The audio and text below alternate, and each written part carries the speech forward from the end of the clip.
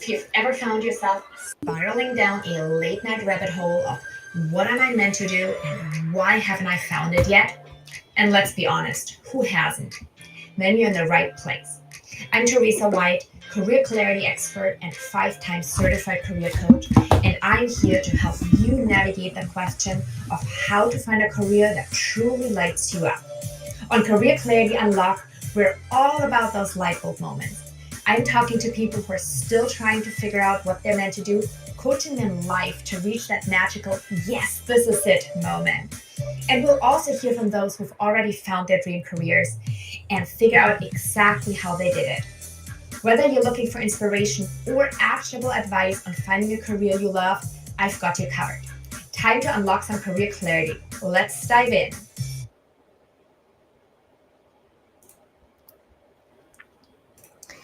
Welcome back to Career Clarity Unlocked.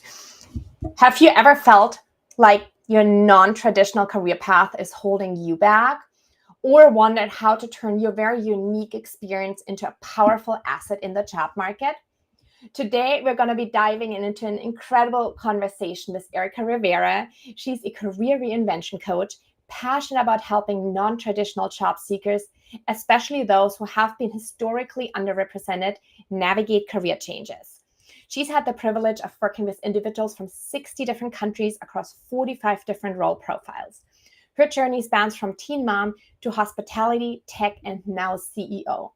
She brings experience from her time as a recruiter at Indeed and Google, focusing on empowering high-achieving professionals to leverage their unique strengths and achieve success. Let's get started. Welcome, Erica. Hi, Theresa. Thank you for having me. I am very excited to be here. So excited to have you here and talk with you today. Yes, I love what you do. So when I had the opportunity to raise my hand and join you, I was like, yes, let's have a conversation. And I love what you do. So this is amazing. Thank you. I absolutely love having you here today. Thank you. So there's going to be so much incredible knowledge that I can't wait to dive in with you. I generally start the podcast episode and the live based on the Sparketype assessment. It is something I use a lot in my work. So I'm going to start by giving listeners a big, somewhat of a background about what the Sparketype is and what your unique profile is.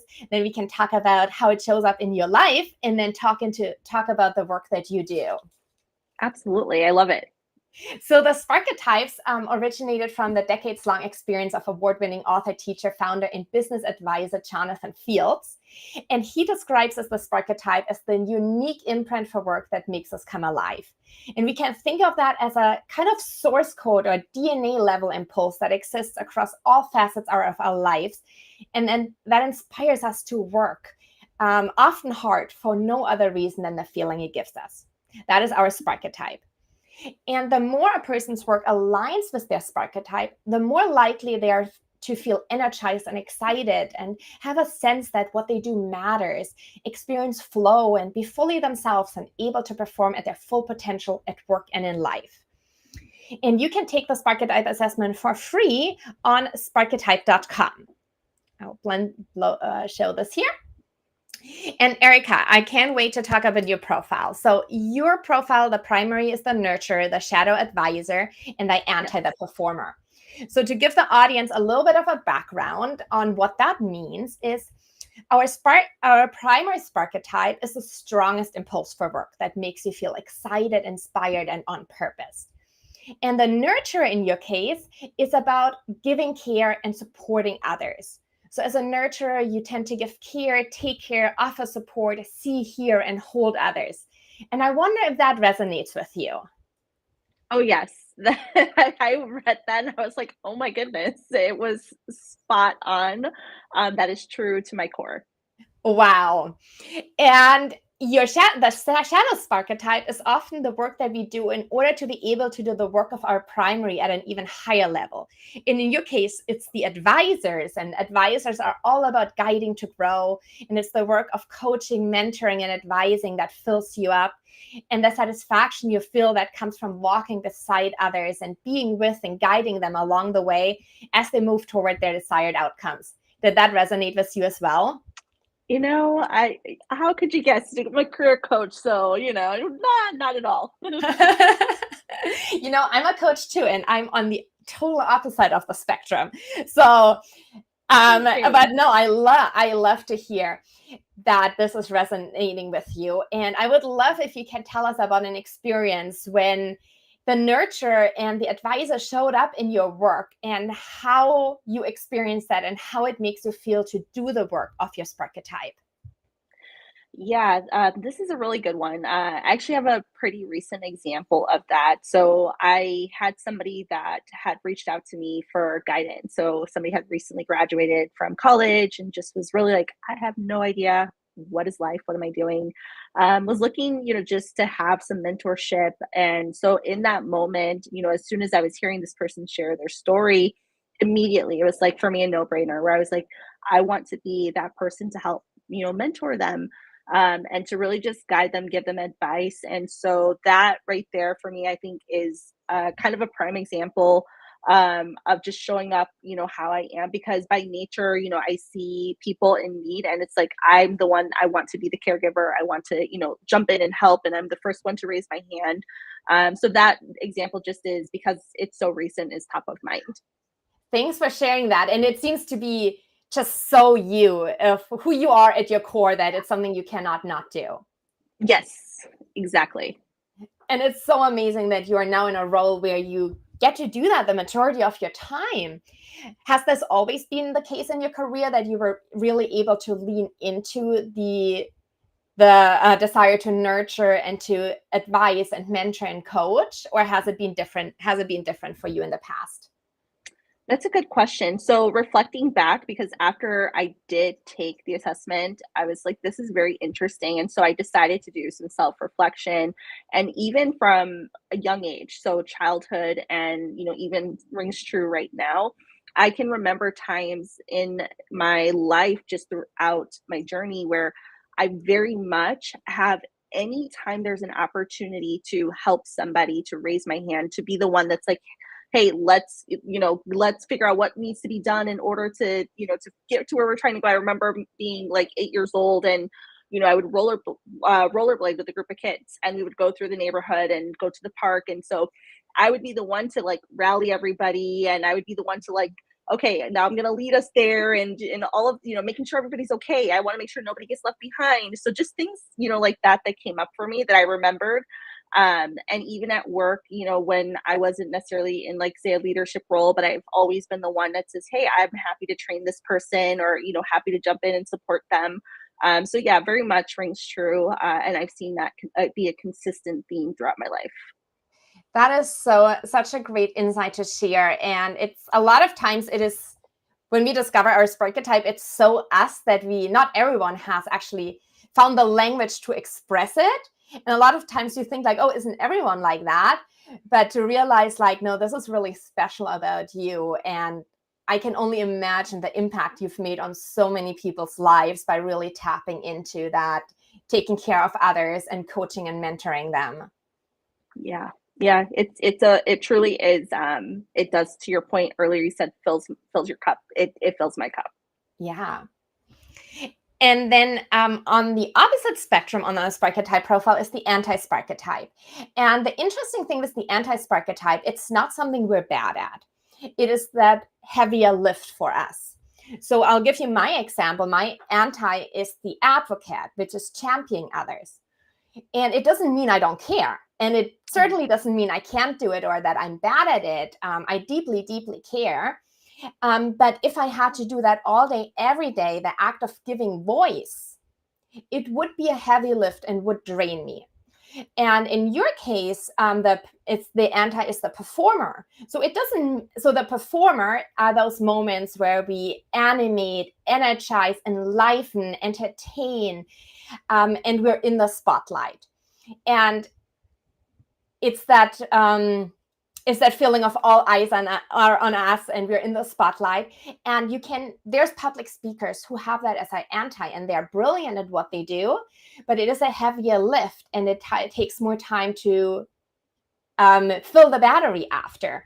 I wonder if that is something that resonates with you.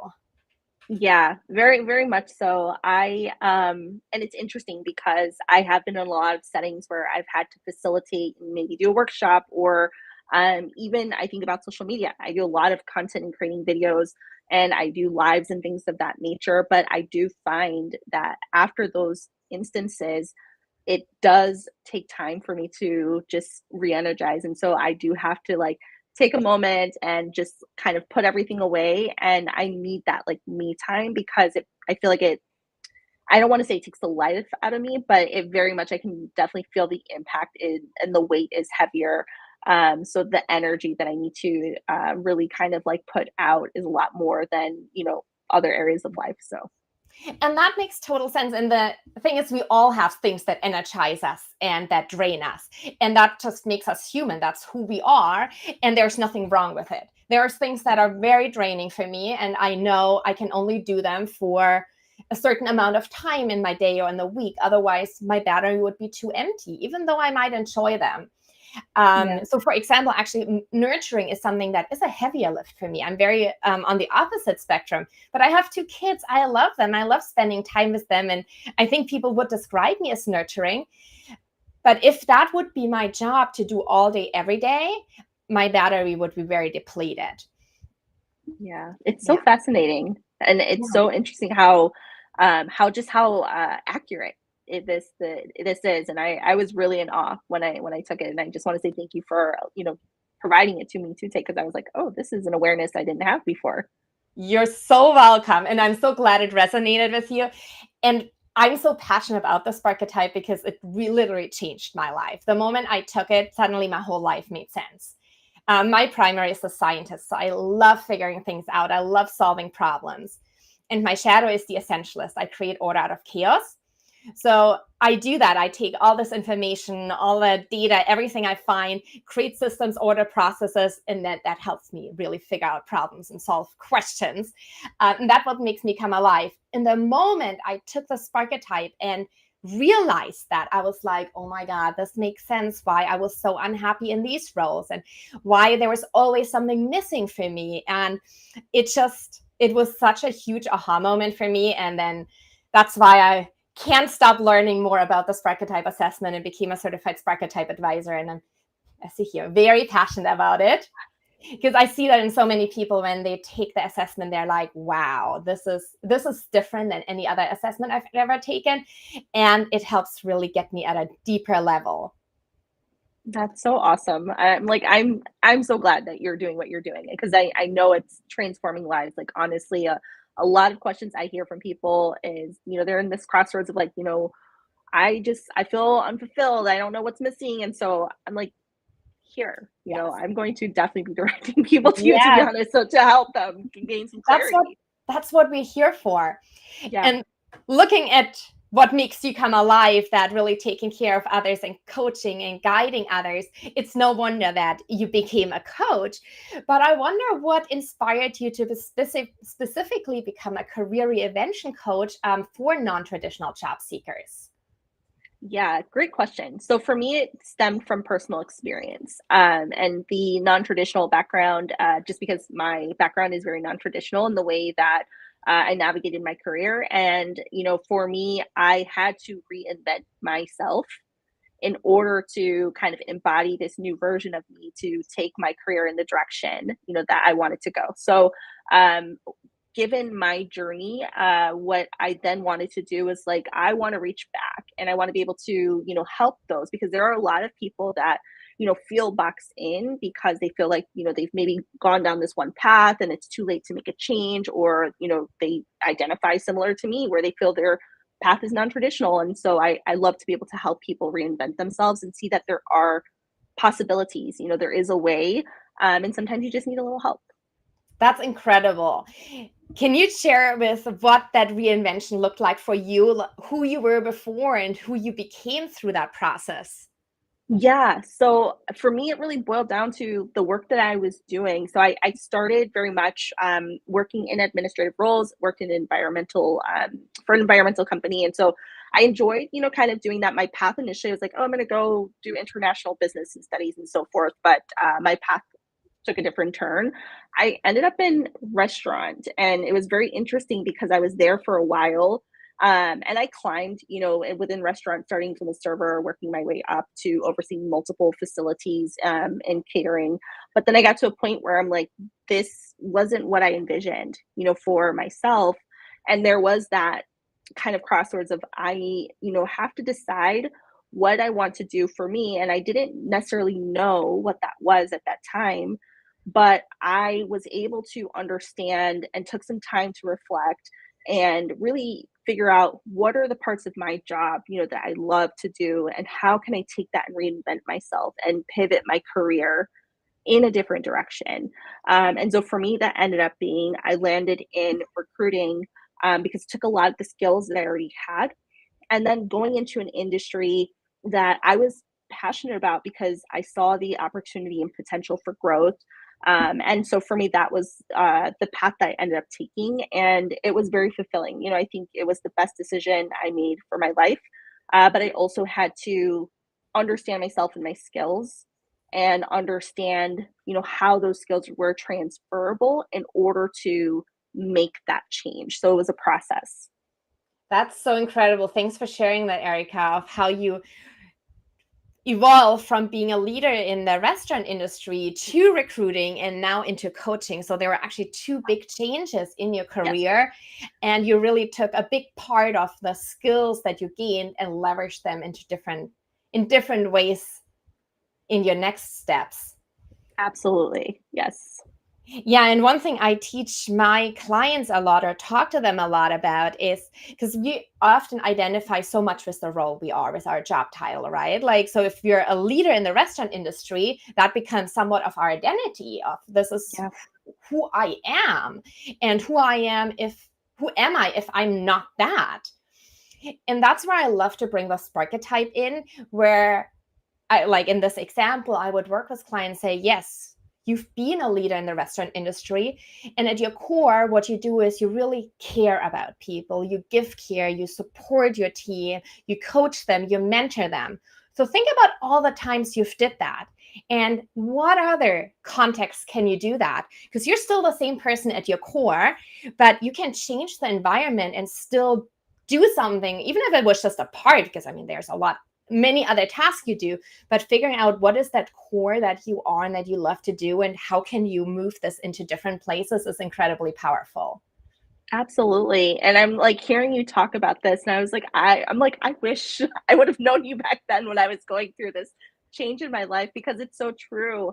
And those were things that, like I personally didn't know. So it's beautiful, that you're able to help people through that journey, because it's very real, for a lot of us, that are trying to make changes. And so yeah, those are good call outs. Yeah, and it's so difficult to make change. And especially with clients that you work with who are more on have non-traditional paths, there is a lot of bias. What are some strategies that you recommend for people who want to make a change like you did in your life, but have to overcome biases? That's a really great call out. So I think one of the biggest things that I really preach is, well, one is understanding yourself in the sense of, I love how you brought up the kind of being able to detach from the identity of who you are, the role that you hold, because that is not you. So being able to remove yourself from that. But I think for people I work with, I really try to help them see that they have a lot of skills that are transferable. And that once they start to see that the skills that they have transfer into other roles and industries, then, when you think about bias, because then, there's questions that typically surface. Well, if I apply for this role, I haven't worked in this industry, or I haven't been in this role before. So also mindset is a big piece, so some of it is us projecting, and so I think for me, and that I know when I talk to people, I really try and help prepare them mentally and help them frame the way they see themselves, the way they, view opportunities differently, because that helps when they do start to go look for roles. And then the other thing is like just being very honest, because there's always going to be bias. Like that is, the reality, but that can't dictate, our future and what we want for our lives and whether or not we make the choice to keep moving forward. So that encouragement piece, and kind of being that like cheerleader in the background that walks alongside that journey with them. and then helping facilitate connections, because the other piece is like when we think about bias, well, how to maneuver around that. Well, it really is understanding your story, Yeah. being confident, right, in how you're articulating that, but then being able to keep opportunities open in the sense of learning and teaching people how to step out of maybe their comfort zone to position themselves in places like, maybe it's they're part of networking groups, or maybe they are starting to attend conferences or things like that, to help branch them out so that way they're around people in the places where they want to be, to help again eliminate some of those bias, because they're in spaces with people that they can build connections with, then can allow doors to open. That is so important, is to be in the room where you want to be in and find those openings through conversations, to then see the opportunities that can be there. Yeah, for What sure. what strengths or transferable skills do you see in people who come from overlooked backgrounds or non-traditional paths? What is something that they bring to an employer in, and that they can really be proud of, that might be more likely for them, a skill or strengths that might be more likely that they have than others? Yeah, I think adaptability is a big one. Mhm. A lot of people that I work with that come from backgrounds that are more non-traditional have this really, very strong-willed, and the adaptability to be able to be in any sort of environment and operate at peak level. That is invaluable to a lot of employers. So if you can showcase that adaptability, the flexibility, if you can also showcase, a lot of times these people are really great project managers in the sense they've done a lot of project managing, so being able to speak to that skill set, because that's a skill that's transferable across many Mhm. roles and industries. So I would say those are just a couple that, or a few, I should say, that come to mind when I speak to people from all sorts of backgrounds, that a lot of times I see come up over and over again. Yeah, I can see the adaptability and flexibility and being able to manage all these different aspects of a project being really important in the job Yeah. search. Now, also, something that I notice is that they often think outside the box and bring diverse ideas and things that someone who's always worked in the same field and industry, and they're so in this line, even if they're brilliant at it, having someone from the outside come with new ideas and new insights and looking at it from a different angle can be Yes, incredibly powerful and so important to have on a team. absolutely. You're spot on with that. Yeah. And I think to your point, once somebody learns how to speak to that, and really tell that story, that's powerful. You just brought up tell that story. Can you share about why storytelling is really important in showcasing your professional identity or journey? Yeah, I think storytelling really comes up. It starts with the resume, so we have to tell a strong narrative in our resume. And a lot of times when we think about that storytelling, it really is, showcasing, yes, what is relevant to the employer, but maybe what is not so relevant in the sense of the type of role you've been in, but showing those skills like we were talking about. So giving examples, so that storytelling of tangible, I should say, examples that you can help the employer see and like tell the narrative, so they can see not just adaptability on your resume, but maybe they're seeing an example of how you've had to be adaptable. So that's storytelling. When you go into an interview, a lot of times, you are asked to tell me about yourself. And that's where there's an opportunity to speak again to your story. So maybe being able to speak to the fact that, you have been in three different industries, but with all of those varied experience, it has allowed you and led you up to this point where you are now having that conversation with the person you're in front of. And here are some of the skills that you've gained along the way. And here, essentially is how you would be able to really work with that employer. So telling that narrative is so important, but that comes from understanding what your story is. So if you don't know, and understand the skills and experience that you have, and then, get comfortable with talking about it or writing it down on paper, then it becomes challenging, when you're trying to make those changes. Yeah. Yeah, I agree with the importance of storytelling. And when we think about it, is people forget facts, but stories people remember. And that's why I always tell my clients, when you go out in an interview, tell a story. Obviously, don't tell a story that's 3 hours long. Yeah. Still answer the question. But instead of just saying I did A, B, and C, of can you give the picture? Can you paint the picture? Because when the interviewer can like in their mind see you doing that and they're like, wow, she did that, I want her to do that for me. So that's when it sticks with the interview and it's like, okay, I need her on my team, or I need him on my team.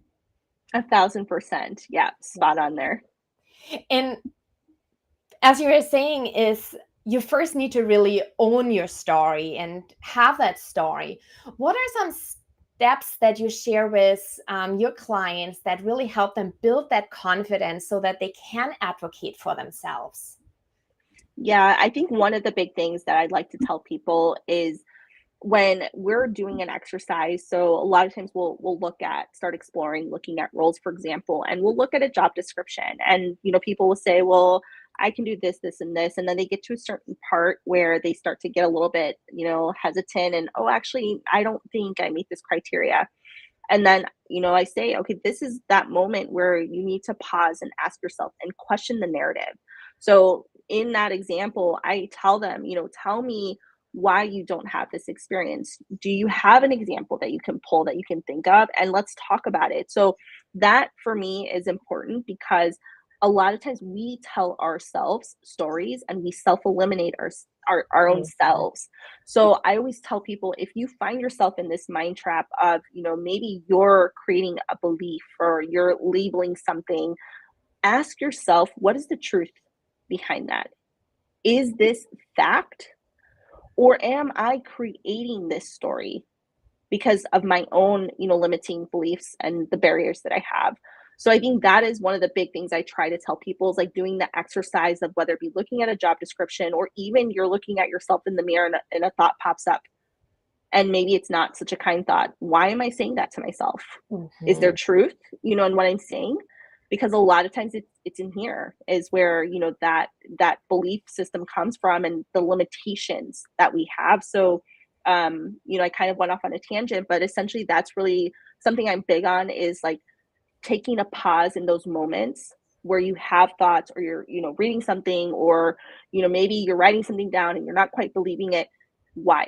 Asking yourself why, and what do you have, from your memory bank that you can pull to disprove what you are trying to, like, basically the narrative you're trying to shape. Yeah. And I think that is a lifelong journey for most of us, because we all grow up with so much cultural conditioning, and then we are someone who we are at our core, and then society and everything around it slaps things on us, and then we internalize them and think like, okay, maybe I'm not smart enough, I'm not good enough, I'm not this enough, I'm too much of an introvert, and we have all these things that hold us back when we realize like, okay, maybe at my core I can actually be more. I am enough. I'm exactly who I want to be and need to be. But it takes and myself included, it's definitely a lifelong journey to reminding ourselves of, is this really the truth, or is that something I'm telling myself? And is there a different narrative I could tell myself? Absolutely. You're spot on. And I, to your point, we all go through it, so that's one thing I think is really important to call out, is that it's something that we all experience. But, the more we work on that, especially going through big transitions like this is, when we think about changing careers, this is one of the most, massive changes and transformations we'll make in our life. And it takes a lot to make that decision and then act on it. And so the more we can be kinder to ourselves and really try to change that programming, it's going to help us be successful in landing on the other side. Yeah, I absolutely agree. And what advice would you give to someone who is currently stuck in their career and thinks like, okay, I don't like where I am right now, but this seems overwhelming? What advice do you share with people in that position? That's a great question. I would say first thing is making the decision, because I think that's the biggest piece is, we have to commit, because once you commit, then you can start building a plan and taking steps. And they might not be these massive leaps, and that's okay. But making the decision and then starting to take small steps. So maybe it's you start looking at jobs, just explore what's out there. Maybe you start talking to people to just hear about other types of roles and opportunities. So, what step can I take today that's essentially going to help me towards that greater goal that I'm trying to achieve? So that's what I would tell people is break it down into manageable steps and always, always, always, always give yourself grace. That's another thing. We don't give ourselves grace and then we get discouraged. And then a lot of times we just don't end up really maneuvering past that. And so I really encourage people, really just give yourself grace. And as long as you're taking a step, it could be the smallest of steps. It is a step. And really just, I empower people to just like big or small, like the wins are wins, so Yeah. that's a whole tangent I'm going on. But I think it's really decision, break it down into small manageable steps, give yourself grace. And as long as you're one step in front of the other, as small as it is, celebrate it, because that's going to get you across again the finish line over onto the other side. Yeah. And I think if you do that, you also build your confidence because you notice the things you're doing and you're not disregarding something you've done, even if it's a small step, but you still give yourself credit for it. You do celebrate it, even in a small way. And maybe you write it down and you keep a track of your wins. And that really builds your confidence over time, that when you are taking bigger steps, then you're like, okay, I've taken many small steps. So now this bigger step, if I've done these ones, maybe I can do this too. And you can start believing in yourself that this is possible. Absolutely. Everything you said right there, plus 1,000. Yes. And as we're coming to an end of this conversation, if there is someone who was similar to where you've been, they might be in a role right now that they feel really boxed in and don't know how to get out of it. What inspiration would you share with them from how you transformed your career and found something that's so fulfilling and allows you to give back? What is the inspiration that you want them to take away that this is possible for them too? Yeah, that's a good one. I think because at the time when I was going through that, I felt like there wasn't a lot of hope. I didn't have a lot of hope and faith at that moment. So I'm just going to be very transparent. But I knew something needed to change. And so what I would say and encourage people is that if you're feeling that, that's where the moments where you need to lean in even harder, and you really just need to take your life and just assess where you are and really just say, am I doing this or not? And if I am, that's where I say you need to get really, really curious. So for me, it was like I started reaching out to people, because I was like, I can't do what I'm doing anymore. This is not something that's sustainable for my life. I didn't know exactly what I was trying to do, but I knew that I couldn't stay where I was at. I met my threshold. And so I started to reach for help essentially and started connecting with people.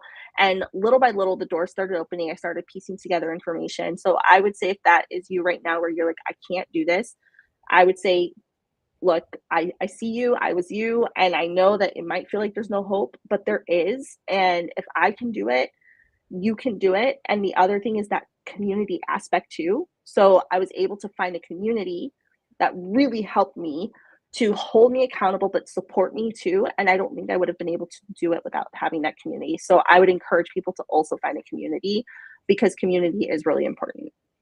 I agree so much, Erica, 100%. For our listeners who want to learn more about you or possibly work with you, where can they find you and where can they follow you? Absolutely. So if you are on TikTok or Instagram, I do post content there. Career Diva Coaching is my name there. And then if you want to connect on LinkedIn, by all means, I would love to connect with you. So LinkedIn is Rivera-Erica. And if you're not following Erica yet, I highly recommend you do this right now because she shares absolutely incredible content. I love your video content. It's so powerful. And I love what you do. So I highly recommend for everyone to jump on all of those on TikTok, Instagram, and LinkedIn, and follow you there for your amazing content. And that is it for today's episode with the amazing Erica Rivera. We hope that you're feeling as inspired as we are and ready to tackle your own career transition with newfound confidence and inspiration. And remember that your unique journey is truly your greatest asset. And if you're looking to gain more clarity and direction in your career, feel free to book a free consultation call with me so I can help you unlock your potential in record time. If you want to do that, DM me the word clarity and I will send you further information.